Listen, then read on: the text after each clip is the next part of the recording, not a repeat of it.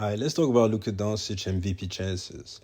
Because ever since Joel Embiid went down with the injury and he got totally disqualified for the MVP, it seems that before that the MVP was going to go to Joel, and now it's not up for grabs just because Nikola Jokic has stepped up tremendously, and he seems like he is a war to lose at this time.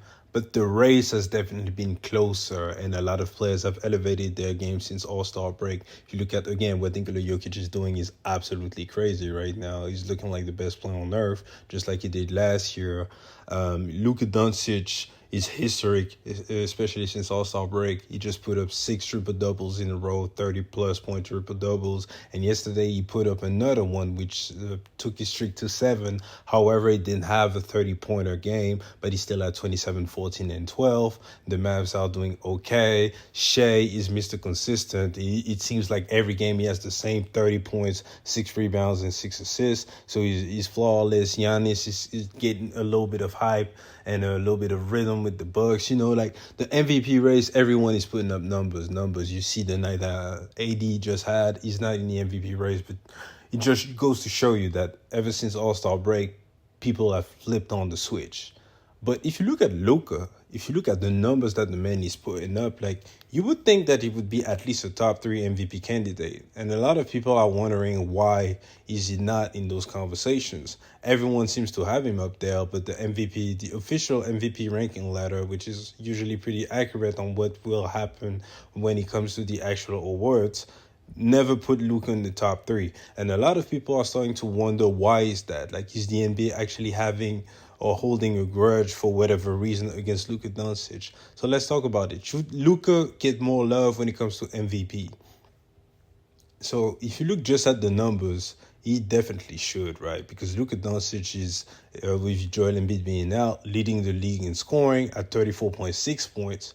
On 49.5% from the floor, so almost 50%, 38% from 3, which is above league average, 80% from the line, which is very solid, and 9 rebounds and 9.9 assists with 1.5 steals. So that's almost a 35-point triple-double.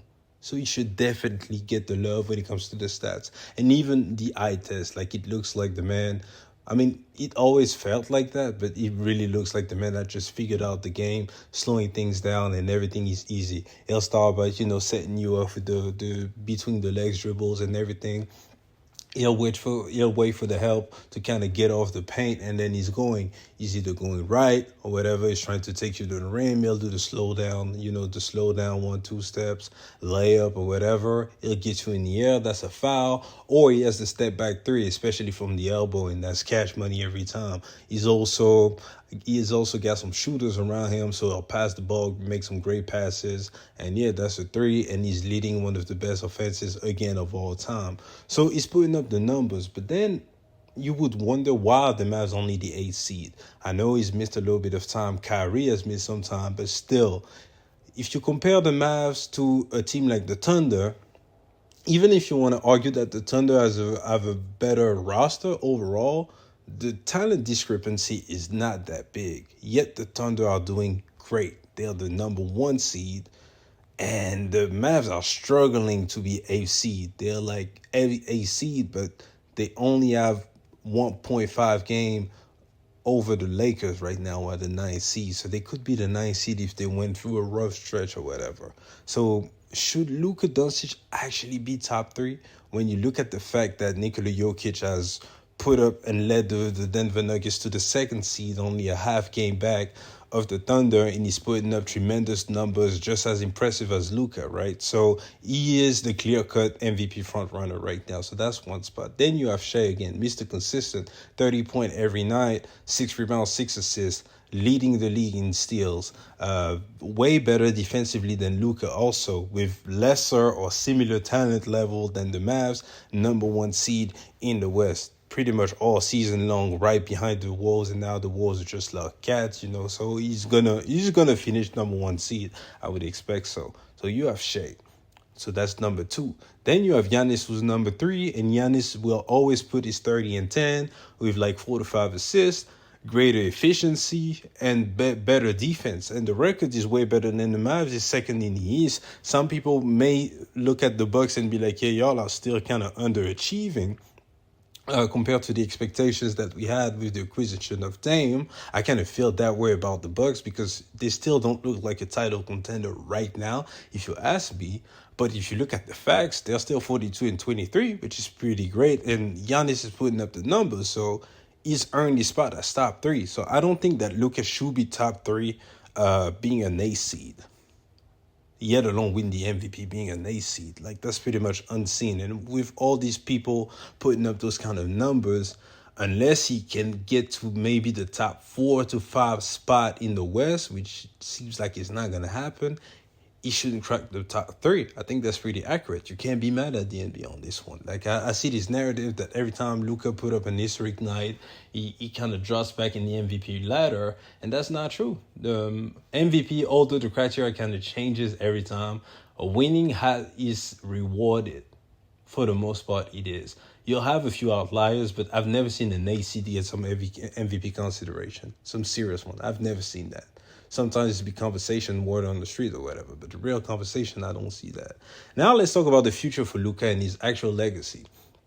Because he's only 24 going up on 25, so he has a lot of time, but his ceiling is, top 5 to top 10 all time when you see him just off the talent, the fact that he dominated through the gate and everything. Like, you can see Luka potentially being a top 10 player. I was watching the OGs, and Jeff Teague and them were on there, and they were debating Luka up there in GOAT conversations already. But for that, you need some hardware. So I'm okay with being like, yeah, Luka, it's okay if you don't win no championships right now because it's about the talent around you. But when it comes to individual awards, if you look at the greats, even though most of them starting winning championship at 28, the LeBron James, the Michael Jordans, etc., 28, 27, around that time, they already were league MVPs by that time. They were already recognized as the better players in the world at that time, at 24, 25 and up. And Luka, he gets a lot of love as a top 5 player, but most people wouldn't call him the best player in the world. And an MVP just seems like it's not going to happen. And with the Mavs, I don't think with the roster that they have, anytime soon, they'll be like a top 3 team in the West. I don't think it's going to happen. So will that affect Luka Doncic's legacy when it comes to MVPs and championship chances? It might, and that would be a shame because when it comes to just eye test, yeah, he's all-time great. He's all-time great. I don't think it's too early to say that. He's absolutely all-time great. But he's kind of already facing like a faith of, underachieving compared to his talent just because of what the Mavs have put around him. So I think Luka, I like the fact that he's patient with his franchise, but I don't want him to stay on the Mavs forever. And maybe 1 year they get that nice roster just like they did to Dirk, and he retires with just 1 championship and a lot of records.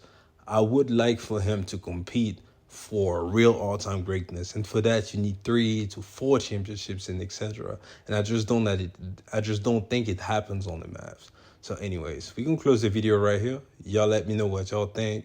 Where should Luka be on the MVP ladder right now? Do you think he's the actual MVP? Do you think he should be top 3? Do you think he's right out of the top 3 where he's at right now? Let's talk about it. And what's the ceiling for his career? Do you think that him being on the Mavs and not being able to compete for the upper seeds and real championship with the team will affect his legacy further down the line? Let's talk about it. It's been your boy, and I'll see you guys later. Peace.